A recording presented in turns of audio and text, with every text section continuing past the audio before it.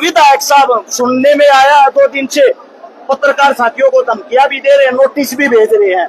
अगर अरेस्ट शिकारा की किसी ने भी कोई बाइट ली, उनके खिलाफ मुकदमा दर्ज कराने की धमकी देते। मैं आप लोगों को आश्वासन दिलाता हूँ, जितनी मलिक साहब की विधायक होते हुए चल रहा है, थारे भाई में इतना दम उस 3 गुना थे, बिना पद के भी चला लेंगे। कोसा भाई घबराइयो मत, किसी पर कोई मुकदमा दर्ज हो, थारे तो पहले छाती खड़ी करके थारा भाई पाओगा, थारे भाई पास आओगी, थारे तक नहीं आओगी, वो मेरा वादा है। उन्होंने पूछा अरेस्ट शिकारा नाम का एक लड़का यहाँ से चुनाव लड़ रहा है, उसके बारे में क्या कहना।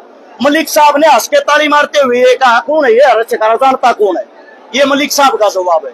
या आप सभी साथियों को बता देता हूँ, मेरा पिता भी यहीं कहीं बैठा होगा, गारंटी देता हूँ। मेरे पिता की हालत देख कोई एक आदमी ये बता दे ये अरेस्ट शिकारा का पिता है। हमारी मूलभूत जरूरतें हैं शिक्षा, स्वास्थ्य, रोजगार।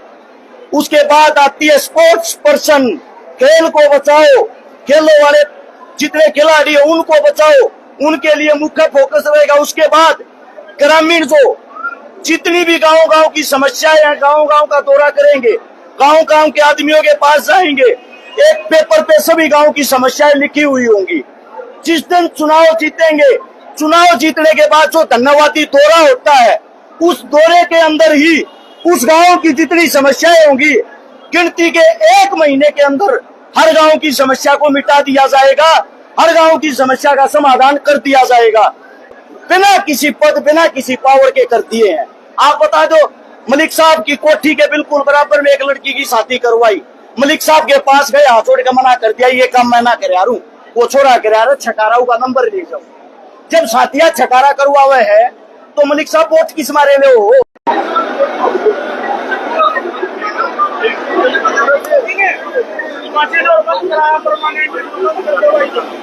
सही है, खाना लेके जाइयो, ये राडे खाना लेके जाना नहीं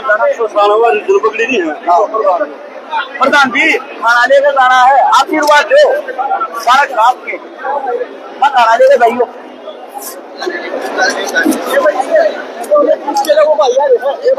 ये पत्रकारी पे चले जाएंगे, रैली में जाना है।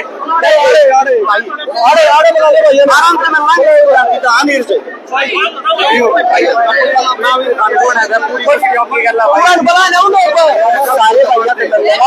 2 मिनट बात कर 2 मिनट बात कर लेंगे, सारे सारे भाई आराम से प्यार से बैठ के बात कराएंगे भाई, जल्दबाजी में क्या मिल रहा हो? गुरु जी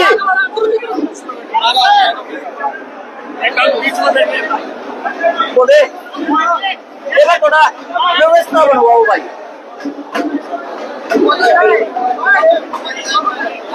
ढोलना बंद करवा दो, कोई से क्या है गुरु जी ना, मैं ठीक हूँ।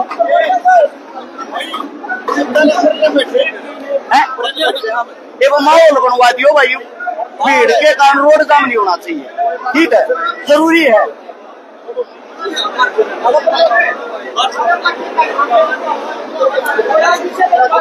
जाम हो गया गुरु जी बाहर सब, और 20 मिनट में कतिया जाम हो जाएगा। प्रोग्राम ठीक है गुरु जी, माइक मुइक ना बुलाया, लोग माइक की व्यवस्था इसलिए ना करी, लोग बोर हो जाए, अच्छा ना लगता। सही है, एक बार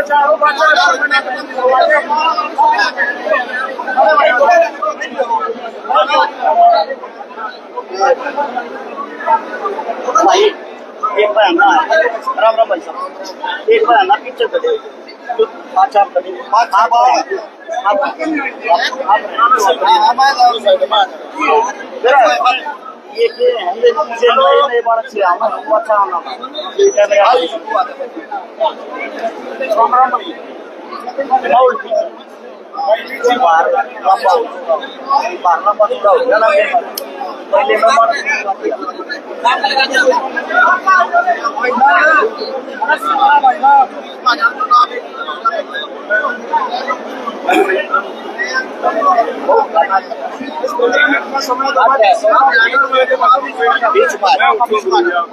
है मैं, अरे नहीं 1 मिनट रुक जाओ, गुरु जी ने बताओ भाई साहब एक बार पत्रकार बात करने में इजाजत हो तो। हाँ जरूर आज ही बाकी राम राम जी बाबू जी। एक भाई ये ला रहे एक मिनट में बात करो। क्या फल क्या ला रही भाई गुरु जी एक नहीं 4-5 कुर्सी का लो। गुरुदेव गुरुदेव गुरुदेव कुर्सी लगवा दे 5-7 ये 5-7 कुर्सी लगवा दो।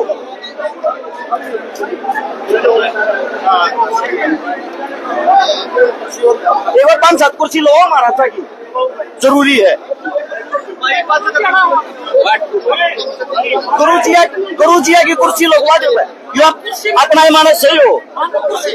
हाँ हाँ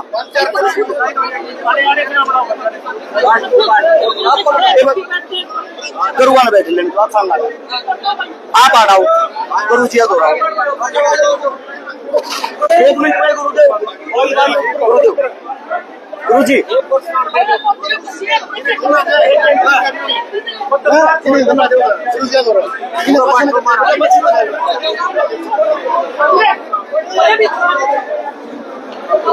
स्थान ग्रहण करो गुरु जी।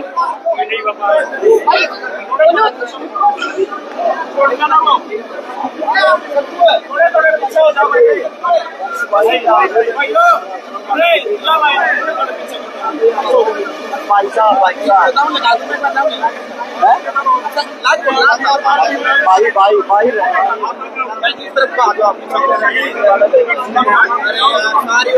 भाई साहब ये टूट जाएगा एक आधा नुकसान हो जाएगा ये।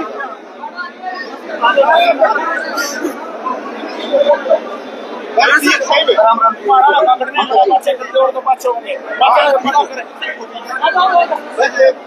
भाई थोड़ा शांत करियो बच्चे थोड़ा शांत करियो है जी।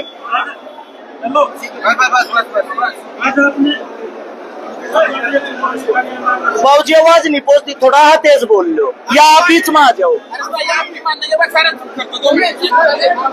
पैसा बांटे तो कोई नहीं मानेगा। हाँ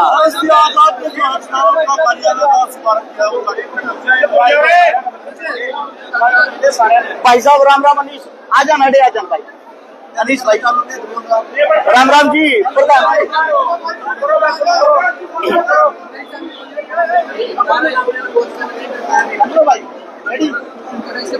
आज आपने चुनाव कार्यालय का उद्घाटन किया। सबसे पहले तो जितने पत्रकार साथी यहाँ पे पहुंचे और वो भी बिना बुलावे के आप सभी साथियों का दिल की गहराइयों से आभार है। मेरे साथ में जितने भी साधु संत बैठे हैं हमारे लिए जो पूजनीय है इन सभी के चरणों में सबसे पहले नमस्कार है राम राम है। आप सभी साथियों को बता देता हूँ आज सोनीपत के अंदर तो माफी चाहता हूँ गोवाना के अंदर कार्यालय का जो शुभ मुहूर्त किया गया है आपके सामने जो महान मूर्तियां बैठी हैं इनके दिशा निर्देश में किया गया है। और आप सभी साथियों को बता देते हैं गोवाना से विधानसभा चुनाव की तैयारी है। विधानसभा को एक बदलने की तैयारी है क्योंकि पिछले लंबे अंतराल से लंबे समय से अपना जो गोवाना विधानसभा इसके अंदर कोई विकास नहीं हुआ। कोई भी पार्टी आई हो किसी भी पार्टी ने कोई भी घोषणा की हो अगर आप गांव-गांव के अंदर जाते हो ना ही कहीं शिक्षा है ना ही स्वास्थ्य है ना ही रोजगार है ना ही कोई शेप है। कभी किसी पे गोलियां चल जाती हैं कभी किसी पे मंथली मांग ली जाती है। बड़ी बड़ी खबरें आप लोगों ने देखी भी होगी। उसके बाद जो जितने हमारे खिलाड़ी हैं खेल के लिए किसी भी गांव के अंदर कोई भी व्यवस्था नहीं है। ओलंपिक के अंदर जितने भी भारतीय खिलाड़ी गए हैं उनके परिवार वालों से मिलोगे। अमन सहरावत नाम का जो लड़का जिसका भी ब्रॉन्ज मेडल आया है उसके घर के अंदर भी अगर आप जाओगे उसके माता पिता 11 साल की उम्र में उस बच्चे के गुजर गए थे। घर में खाने तक के लाले थे। अब वो जो मेहनत करके स्ट्रगल करके ओलंपिक तक हमारे बच्चे जाते हैं वो अपने खर्चे से जाते हैं। जब वो वहां पहुंचकर झंडा लहराते हैं हमारे लिए वो मेडल लाते हैं उस वक्त सरकार क्रेडिट लेने के लिए आगे आ जाती है। हमने इन बच्चों पर खर्च किया। बात ये आपने खर्च शुरू कब किया जब ये बच्चे अपने पैरों पर खड़े होकर इंटरनेशनल बन चुके थे। लेकिन इसकी वास्तविकता ये है गांव-गांव में जो नई पौध नए बच्चे हैं उनके लिए अच्छे सेंटर की अगर व्यवस्था हो उनके लिए पहले से ही सरकार कोई कदम उठाए। मैं गारंटी देता हूँ वादा करता हूँ अकेले गोवाना के हर गांव से हम एक चैंपियन बच्चा एक ओलंपियन बच्चा तैयार कर सकते हैं। यहाँ की मिट्टी में वो ताकत है। हमारा जो उद्देश्य होगा, हमारा जो काम होगा, अब विधानसभा चुनाव इसीलिए लड़ने के लिए यहाँ से तैयारी की गई है। यहाँ के जितने भी गांव हैं, हर गांव के अंदर खेल के लिए सुविधाएं की जाएंगी। सर्कल कबड्डी हरियाणा की एक पहचान है। अगर आप देखोगे सर्कल कबड्डी के किसी भी खिलाड़ी के पास रोजगार नहीं है, किसी भी खिलाड़ी के पास नौकरी नहीं है। हमारे नजदीक में ये गांव है फरमाना, सभी साथी जानते होंगे, वहां की कबड्डी की टीम 11-12 साल एक तरफा एक नंबर की रही, लेकिन आज वो टीम बैक में है, आज वो टीम कमजोर होगी। उसका कारण क्या है? वहां के बच्चों को रोजगार मिलना बंद हो गया, सरकारी नौकरी बंद होगी, इस कारण उनका मनोबल टूट गया, उनका हौसला टूट गया। आप सभी साथियों को बता देते हैं, विधानसभा चुनाव लड़ने की हमने इसीलिए सोची है, हर गांव के अंदर एक ऐसा स्कूल होना चाहिए जिसमें बच्चा पहली क्लास से लेकर अंतिम क्लास तक मुफ्त में पढ़े, शिक्षा फ्री हो, मुफ्त हो। उसके बाद बात आती है स्वास्थ्य की। हर गांव के अंदर ऐसा हॉस्पिटल हो जिसके अंदर किसी भी लेवल का इलाज हो, इलाज मुफ्त में होना चाहिए, इलाज का कोई पैसा ना देना पड़े। इसके बाद बात आती है रोजगार की। रोजगार के लिए, सरकारी नौकरियों की तैयारी के लिए हर गांव के अंदर एक ऐसा सेंटर होना चाहिए ताकि हमारे जो बच्चे हैं वो बाहर जाकर महंगी फीस लगाकर ना पढ़े, वे अपने गांव में ही अपना वक्त बचाएं, अपने गांव में परिवार की देखरेख में पढ़े और मुफ्त में पढ़े। जब उनके पास सच्ची शिक्षा होगी, उनके पास अच्छा उनका मनोबल होगा, तो वे बच्चे 100% कामयाब होंगे। जरूरी नहीं वो सरकारी नौकरी लगेंगे, लेकिन उनके पास रोजगार जरूर होगा। हमारी मूलभूत जरूरतें हैं शिक्षा, स्वास्थ्य, रोजगार। उसके बाद आती है स्पोर्ट्स पर्सन, खेल को बचाओ, खेलों वाले जितने खिलाड़ी हैं उनको बचाओ, उनके लिए मुख्य फोकस रहेगा। उसके बाद ग्रामीण जो जितनी भी गांव की समस्याएं हैं, गांव का दौरा करेंगे, गांव के आदमियों के पास जाएंगे, एक पेपर पे सभी गांव की समस्याएं लिखी हुई होंगी। जिस दिन चुनाव जीतेंगे, चुनाव जीतने के बाद जो धन्यवादी दौरा होता है, उस दौरे के अंदर ही उस गांव की जितनी समस्याएं होंगी, गिनती के 1 महीने के अंदर हर गांव की समस्या को मिटा दिया जाएगा, हर गांव की समस्या का समाधान कर दिया जाएगा। ये हमारी सोच है, यही हमारा कार्य है। ये कार्य हम पहले भी करते आए हैं इन गुरुओं की देखरेख में, इनके दिशा निर्देश से। आप सभी साथियों को बता देता हूँ, मेरा पिता भी यहीं कहीं बैठा होगा, गारंटी देता हूँ। मेरे पिता की हालत देख कर कोई एक आदमी ये बता दे ये अवश्य कारा का पिता है।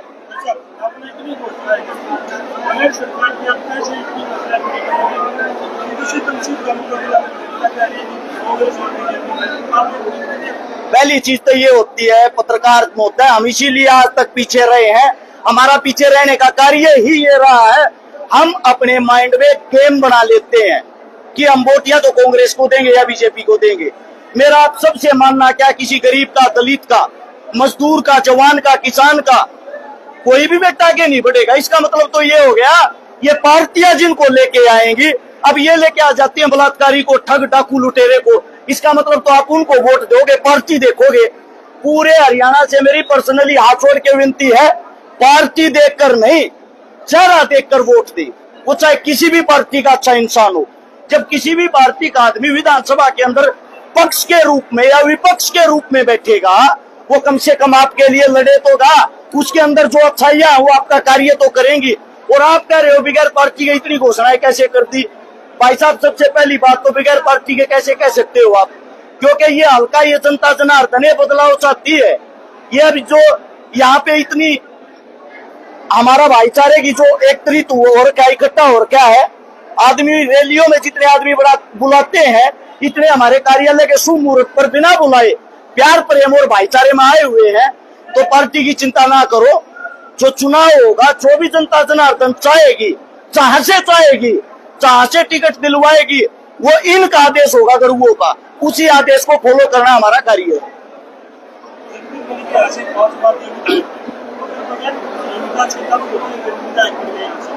देखो मलिक साहब 5 बार के विधायक, हम आपसे पूछना चाहता हूँ, मेरा इंटरव्यू ना लेकर आप गांव जाओ, 65 गांव के सरपंचों से मिलो, 65 गांव के मेंबरों से मिलो, उनसे बात करो। मैं वादा करता हूं, अगर 20% आदमी विधायक साहब से घुस पागे, आजीवन आप लोगों को अपनी शक्ल तक नहीं दिखाऊंगा, ये मेरी गारंटी।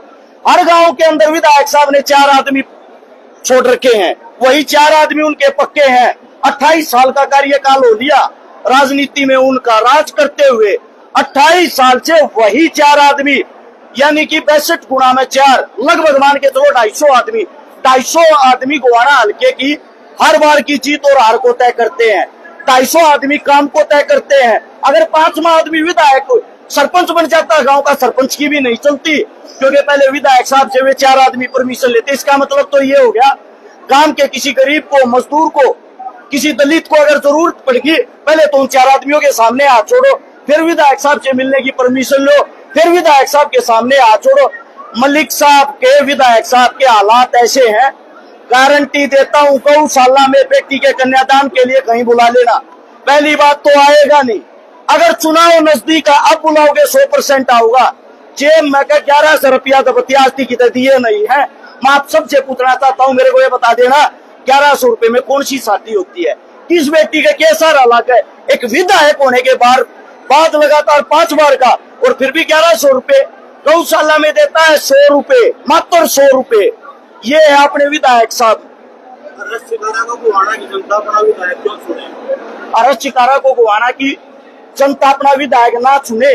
मैं ये चाहता हूँ जो जनता है ना, वो खुद विधायक बने। अरस चिकारा विधायक नहीं होगा, अरस चिकारा एक चेहरा होगा। विधायक होगा हर एक गाँव, फैसला लेगा हर एक गाँव। हमारे फैसले चंडीगढ़ से नहीं, गाँव के बीच में बैठ के गाँव के बुजुर्ग करेंगे।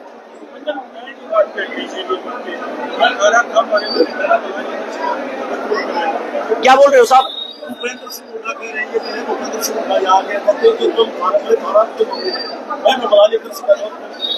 सही बात है। उटा साहब जो है, उटा साहब के बारे में आपको बता देता हूँ। जो आपके मलिक साहब हैं, वो उटा साहब के छवि के कारण हर बार यहाँ से चुनाव जीतते हैं, अपनी छवि पे नहीं।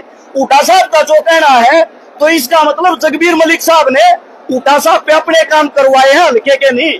मैं पूछना चाहता हूँ, इतना बड़ा हल्का रहा विधायक साहब ने, जगबीर मलिक जी ने यूपी के बागपत में, मेरठ में वहां जाके हॉस्पिटल खोलने की क्या जरूरत थी? इतना बड़ा वो हॉस्पिटल अपने हल्के में क्यों नहीं खोला? मलिक साहब ने मैन NH1 जिसको 44 बोलते हैं, उसके ऊपर इतनी भारी कोठी बना रखी, कई करोड़ रुपए की। रोहतक के अंदर इतनी बड़ी कोठी बना रखी, कई करोड़ रुपए की। विधायक साहब ने CM साहब से पैसे लेके ये विकास किया है, हल्के का विकास नहीं।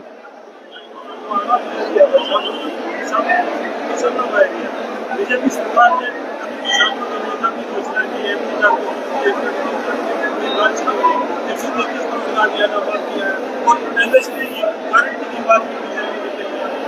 बड़े भाई साहब चुनाव आ गए, घोषणा चाहिए, अब 1 लाख करवा लो। घोषणा ही करने का कार्य है। किसानों के बड़े बड़े नेता मेरे आसपास ही खड़े होंगे यहीं पे। अनीश भाई था यहीं पे, विकास सर है यहीं पे, अपने अजीत गोडी जी हैं, रिमन नैन है। हर एक चेहरा किसानों का जो मौजूद चेहरा सब यहाँ पे आए हुए हैं। उनसे एक बारी बात करके देखना।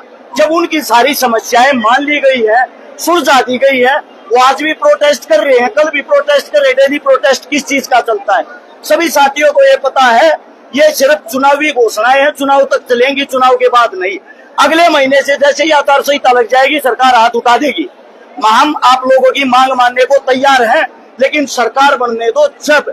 उसके बाद भी एक बात बताता हूँ, CPLO नाम से एक भर्ती निकाल ली थी, जिसके अंदर 7,500 आदमी लिए थे। लाखों आदमियों ने फार्म भरा था। 7,500 आदमियों से बात करके देखो, उनको नौकरी, उनकी क्या हालत बना रखी। जिन्होंने 2 टेस्ट दिए, 1,000 रुपए फॉर्म का खर्चा था, नेगेटिव मार्किंग थी, यानी कि सरकारी नौकरी होने के बाद उनकी हालत ये है, उनको मंथली 6,000 रुपए तनख्वाह दी जाती है, मात्र 6,000। और ये 6,000 घोषणा करते हैं बुजुर्गों को बुढ़ापा पेंशन देने की। अब मैं आपसे पूछना चाहता हूँ, 6,000 सरकारी नौकरी कौन सी जगह है, कहाँ सुना है? क्योंकि इन लोगों ने एजेंडा बना रखा, चुनाव आता है भर्तियां निकाल देते हैं, बाद में उनको बोल देते हैं आप लोग तो कच्चे हो। फिर अगले 5 साल आते हैं, तब चुनाव के नजदीक आकर बोलते हैं आप लोगों को पक्का कर देंगे, बस वोट दे देना। यानी कि हाथी के दांत दिखाने के और खाने के और सरकार का ये प्लान रहता है। 1,20,000 कच्चे कर्मचारी पक्के करने का वादा कराया है CM साहब ने, कभी 1,20,000 कर्मचारी पक्के करने का वादा किया, तो उन भाइयों को पक्का क्यों नहीं किया? 7,500 भाई है, 7,500 भाई है। घोषणाएं तो ये भी की है, हर गांव के अंदर चल है, पानी है, बिजली है। अरे खड़ी है गुने की पंचायत मेरे आसपास में, जाके देखो गुने में 2800 TDS पानी है। आप तो वहीं थे मौके पे, गारंटी देता हूँ, सीएम क्या पूरी भाजपा सरकार 3 दिन लगातार वो पानी पी के दिखा दे, अगर जिंदा रह जाए तो। ये समस्या है गांव की नहीं, गोवाना हल्के के 62 गांव की है। तो आगे भविष्य में मतलब टिकट के लिए मतलब कोशिश करनी है या पहले चुनाव सीधा लड़ना है? हमारा जो कार्य है, हमारा कार्यक्रम करना है, गांव गांव प्रोग्राम करना, लोगों को जागरूक करना, अपने लोगों को एकत्रित करना, उनका जो प्यार मिल रहा है, उनका जो समर्थन मिल रहा है। हम टिकट लेने के लिए नहीं जाएंगे, टिकट स्वयं चलकर हमारे पास अपने आप आएगी। ये अपने गुरुओं का कहना है कि बेटा मेहनत कर, लगन कर, टिकट लेने नहीं जाएगा, टिकट अपने आप आपके पास आएगी अगर तेरे में दम होगा तो। अपना कार्य काम करना है। तो टिकट नहीं कोई पार्टी इंडिपेंडेंट पड़ेगा आपको? बराता शरीफ ने भाई जो आ रहे हैं ये इसीलिए आ रहे हैं कि हरस चिकारा चुनाव लड़ेगा। इनको इस बात से मतलब नहीं है हरस चिकारा किस पार्टी से लड़ेगा। मैं इनका दिल कैसे तोड़ सकता हूँ? इतना प्यार, इतना समर्थन मिल रहा है, जब एक कदम उठा लिया, टिकट मिलो ना मिलो, चुनाव 100% लड़ेंगे और लड़ेंगे। भाई साहब, बीजेपी की आप लोगों ने जो बात की है, बीजेपी ने पर्सनली हरस चिकारा पर जो जुल्म करके, अगर उसके बाद भी मैं भाजपा से चुनाव लड़ता हूं तो शायद मेरे से गंदा इंसान नहीं हो। उनकी तरफ से गर्दन कटवा सकते हैं, गर्दन कट जाएगी, आखिरी जो सांस होगी तब भी उनकी तरफ से चुनाव नहीं लड़ेंगे। समाज सेवा एक अलग क्षेत्र है, राजनीति एक अलग क्षेत्र है। समाज सेवा का अच्छा नाम है, राजनीति में पहले आपने खत्म समाज नीति क्या होती है? समाज को सुधारने वाली नीतियां, समाज में कार्य करने वाली नीतियां, जिनको बोलते हैं समाज सेवी। राजनीति क्या होती है? राजनीति होती है राज के अंदर बैठ के अच्छी नीतियों का पालन करके अपने हल्के, अपने शहर के लिए कुछ न कुछ करना। कोई ज्यादा फर्क नहीं है, दोनों के अंदर एक ही चीज है। समाज सेवा लोगों के बीच में रह के करते हो, राजनीति आप राजयोग में, राज के अंदर बैठ के, गद्दी पे बैठ के, राज के अंदर से जो पैसा आता है उनसे करते हो। शायद समाज सेवा से भी बड़ी समाज सेवा कर पाएंगे राजनीति में जाके।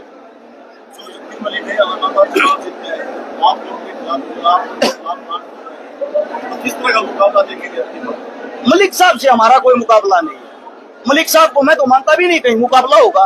गांव के अंदर जो आक्रोश है, गांव के अंदर जो गुस्सा है, मैं ये कहता हूँ मलिक साहब एक अहंकार में भर के हैं। मलिक साहब का परसों एक पत्रकार साथी से बात कर रहे थे, उनका कहना पता क्या था? 73 साल का हो गया तो क्या हो गया, कुर्सी पे मरूंगा, मेरी टिकट ना दको काटनिया, थाना को काटनिया। ये मलिक साहब कहे काम करूँ ना करूँ, मैंने ना रखता, मन को हराया ही नहीं। दूसरी बात उनकी ये कहना है, उन्होंने पूछा हरस चिकारा नाम का एक लड़का यहाँ से चुनाव लड़ रहा है, उसके बारे में क्या कहना? मलिक साहब ने हंस के ताली मारते हुए ये कहा, कौन है ये हरस चिकारा, जानता कौन है? ये मलिक साहब का जवाब है। यानी कि यंग और यूथ और नए बच्चे से उनको सख्त नफरत है। उनके जो शब्द है वो ये है, जानता कौन है। मैं मलिक साहब से कहना चाहता हूँ, आपके हल्के में सैकड़ों बेटियों की शादियां करवा रखी, अगर आप हल्का अपना मानते हो तो। दूसरी बात, ये हल्का आपका नहीं मलिक साहब, ये हल्का सामूहिक रूप से हम सब का है और हमारा हक बनता हम विकास करें। 5 बार की आपकी जो सरकार है, 5 बार आप जो विधायक बनने के बाद नहीं कर पाए, मैं गारंटी देता हूँ वे कार्य हमने मात्र और मात्र बिना किसी पद, बिना किसी पावर के कर दिए हैं।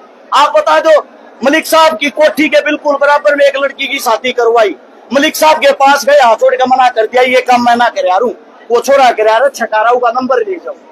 जब शादियां छकारा करवा हुए है तो मलिक साहब वोट किस मारे में हो? आपका एक बात बताओ, 73 साल की उम्र हो चुकी है, व्यर्थ हो चुके हो, अब किस चीज का इंतजार? ओलंपिक में गोल्ड मेडल जीत के लाओगे क्या?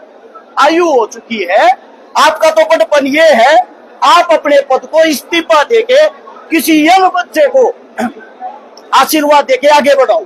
जरूरी नहीं वो यंग बच्चा हरस चिकारा ही हो, कोई भी आपके हल्के का अच्छा बच्चा आपको लगता हो, जिसके अंदर ताकत हो, जो मेहनत कर रहा हो, जिसका भाईचारा स्ट्रॉन्ग हो, जिस पे आपने विश्वास हो, उसके सिर पे हाथ रख के बोल दो, बेटा मेरी आयु हो चुकी, अब आप मेहनत करोगे। कर्मचारी की रिटायरमेंट एज होती है 58 साल, 60 साल ज्यादा से ज्यादा, और एक नेता जो कोई उम्र नहीं होती। बड़े भाई साहब, हमने तो बार बार आवाजें उठाई, 150 आंदोलन कर चुके हैं इसी आयु में। ये कमियां कहीं ना कहीं आपकी, हमारी और समाज की, हम सब की है कि एक उम्र नेता की भी कोई न कोई रिटायरमेंट की जरूर होनी चाहिए, और वो जो आयु हो वो आयु 60 साल होनी चाहिए। इसके बाद ये बहाने बनाते मेरी तबीयत ठीक नहीं है, मैं बीमार हूँ, इनको भी जब तक काम करते रहना चाहिए, जब तक इनके हाथ पैर चले। जितने पत्रकार साथी, आप सभी साथियों के लिए एक मेरी तरफ से, मैं आप लोगों के पीछे निकला हुआ हूँ, सोशल मीडिया के कारण मेरी पहचान बड़ी है। मेरे हिसाब से मैं मजबूत नहीं हो रहा, आप लोग मजबूत हो गए। हम गोवाना से खाली चुनाव नहीं जीतेंगे, पूरे हरियाणा का हौसला बनेंगे, पूरे हरियाणा के अंदर काम करवाएंगे। ये आप सभी साथियों से विनती है, साथ देने का कष्ट करें। और विधायक साहब, सुनने में आया 2 दिन से पत्रकार साथियों को धमकियां भी दे रहे हैं, नोटिस भी भेज रहे हैं।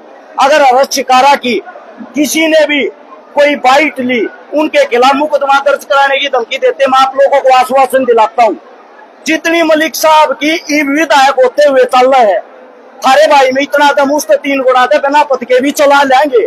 कोसा भाई घबराइयो मत, किसी पर कोई मुकदमा दर्ज हो, थारे तो पहले छाती खड़ी करके थारा भाई पाओगा, थारे भाई पास आओगी, थारे तक नहीं आओगी, वो मेरा वादा है। क्या अपील करोगे? गोवाना की जनता से ये अपील, आपके क्षेत्र से जितने भी विधानसभा की तैयारी कर रहे, जितने भी साथी चुनाव के लिए मैदान में आए, सभी साथियों को सामूहिक रूप से इकट्ठा कर लेना और इकट्ठा करके हमारे जो कार्य हैं, हमारे कार्य से आधे भी कार्य उन्होंने कर रखे हो तो वोट उनको दे देना, अरेस्ट शिकारा को भले ही मत देना। अगर हमारे कामों में दम हो, उन सबको साइड में करके उनसे आधे का डबल काम हम अकेले ने कर रखे हो, तो वोट देने का अधिकार भी आप लोगों का बनता है, सपोर्ट करने का अधिकार भी आप लोगों का बनता है। जन समर्थन भाई साहब, कैमरा घुमाओ, बाहर देखो, आपको पूरा का पूरा शहर हाल फिलहाल जाम मिलेगा। आप सभी साथियों को बता देता हूँ, नेता मंत्री रैलियां में रुपये देकर जो भीड़ कर रहे हैं, उससे डबल भीड़ अपने शुभ मुहूर्त पे खाली एक वीडियो से आए हुआ भाईचारा है। यही प्यार है, यही समर्थन है। धन्यवाद सभी पत्रकार साथियों का। ऐसे कौन से काम है आपके जो आप विधायक को करना चाहते हैं? पहला काम पावर आते ही सबसे पहला जो हमारा कार्य होगा, 62 के 62 गांव का दौरा होगा। 62 के 62 गांव से एक विनती करेंगे, आपके गांव की जो भी समस्या उनको पेपर पे लिख दो। जिन गांव की 62 के 62 गांव की जो समस्या है, हमारा मानना ये है पहले ही महीने में हर गांव की समस्या से मुक्ति दिलवा देंगे। चाहे वो गांव की किसी भी लेवल की समस्या हो, सबसे पहले उसको निपटाने का काम करेंगे। उससे अगला जो हमारा काम होगा, उससे अगला काम होगा शिक्षा, स्वास्थ्य, रोजगार। हर गांव में सेंटर होगा, हर गांव में स्कूल होगा, हर गांव में कॉलेज होगा, हर गांव में खेल ग्राउंड होगा।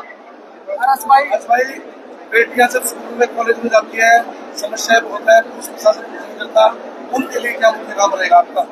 बड़े भाई साहब, बेटियों के लिए हम तो काम ही करते आ रहे हैं। अगर आप देखोगे, आम जनता किसी के अंदर इतनी हिम्मत नहीं होती जो किसी बहन का भाई बन जा। हमने तो भाई बन के 150 से प्लस तो बात भरे हैं, भाई बन के 1000 से ज्यादा शादियां करवाई हैं। ये बहन बेटियों के लिए की है।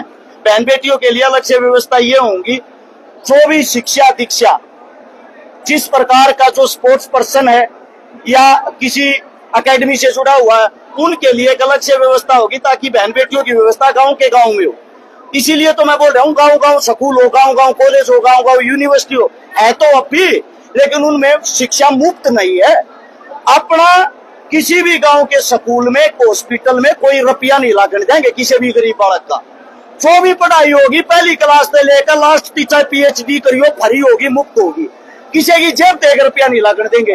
रोटी सब अपने घर से खा सकते हैं, अगर उनको ये सुविधाएं मिल जाएगी। ऐसा है दिमाग में चलाएंगे उनके लिए? क्या जी भाई साहब? बस चलाएंगे जैसे का कहना मतलब ये जैसे बलराज कुंडू ने महम में फ्री बस सेवा, भाई अपनी जो बेटियां। भाई साहब, मैं बताता हूँ, उनके पास अनगिनत पैसा है। हाल के विधायक हैं, विधायक नहीं थे तब भी पैसा था।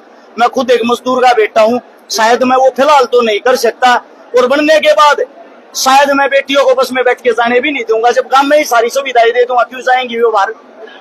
अरस भाई, लड़कियों का तो सारे सोचते हैं, आर्मी की भर्ती न लेकर देखा, आजकल ग्राउंड बिल्कुल खाली पड़े हैं। 300 बहुत रेस मारा करते हैं। आज उस ग्राउंड पर 2-3 अग्निवीर दौड़ रहे, उसके बारे में कुछ कहना चाहूंगे? अग्निपथ जब योजना आई थी, एक बार रिकॉर्ड निकाल के देख लो, सबसे पहले पैदल यात्रा, उसका विरोध हमने किया था। चेक करो एक बारी, आप लोगों को पता लगेगा। सबसे पहले विरोध जताने वाले हम थे। उस चीज पर भी खट्टर साहब ने एक मुकदमा मेरा ला रखा है, लाग रहा, वो भी भुगतन लाग रहा। देखो, जो अग्निवीर की जो बात करते हो, ये खाली हरियाणा का मुद्दा नहीं है। हम तैयारी विधानसभा की कर रहे, लोकसभा की नहीं कर रहे। अगर हमारी लोकसभा की तैयारी हो, कहीं ना कहीं उम्मीद तो देश को हो। बड़े भाई साहब हम ये कर सकते हैं, जरूरी नहीं आप अग्निवीर की तैयारी करो, आप ऑलराउंडर होनी चाहिए, हर भर्ती की तैयारी आपके अंदर होनी चाहिए। हरियाणा पुलिस की करो, बीएसएफ की करो, आर्मी की करो, हर चीज की ऑलराउंडर बनाओ बच्चों को। यानी कि एक चीज में एक लाइन में कामयाब ना हो तो दूसरी लाइन में कामयाब हो सके। हम अपने हर एक बच्चे को वो सुविधाएं देंगे वो हर चीज में ऑलराउंडर हो। परिस्थिति जो है ग्रामीण क्षेत्रों में स्वास्थ्य का अभाव होता है, सेवाओं का आप आयुर्वेदिक बड़े भाई साहब गरीब आदमी को अगर कोई बीमारी हो जाती है, उसकी घर धरती बिक जाती है, आस पड़ोस से रिश्तेदारों से कर्जा लेता, उस कर्जे के नीचे एक बीमारी पूरे परिवार को दबा के मार देती है। हमारी कोशिश ये है हम स्वास्थ्य के लिए ऐसे हॉस्पिटल बनाए जिनके अंदर मुफ्त में उन बच्चों का, उन बुजुर्गों का इलाज हो जिनको 1 रुपया भी ना देना पड़े, बीमारी के कारण उनके ऊपर कर्ज ना हो, बीमारी के कारण उनको अपनी जमीन जायदाद ना बेचनी पड़े। गोहाना में इतना क्राइम रेट बढ़ गया कि समाप्राम को भी धमकी देगी, उसके बाद में 20-30 लोगों के पास पर्चियां भेजी। क्राइम रेट को किस तरह से देखते हैं? अरे बाबूजी ये बात विधायक साहब से करो ना, पत्रकार साहब विधायक साहब बैठे उनसे पूछो आपके घर में गोली नहीं चल रही, दुनिया का चल रहा है, क्या खेल खेल रहे हो? ये पूछना तो आप लोगों ने उनसे चाहिए ना। हमारा मानना ये है जब हल्का विकसित होगा, पढ़ा लिखा होगा, हल्के के अंदर खुद की हर चीज की मूलभूत सुविधाएं होंगी, मेरे हिसाब से क्राइम नहीं होगा। क्राइम कहाँ होता है? जहाँ बेरोजगारी होती है। जब बेरोजगारी नहीं होगी क्राइम क्यों होगा? और रही बात हमारी खुली चेतावनी होगी, ये वादा अपना हल्का सबसे अलग होगा, अपने हल्के के अंदर क्राइम नहीं होगा। आप सभी साथियों का धन्यवाद। खाना खाकर सारे भाई साहब ऐसे कैसे किसी नहीं जाना।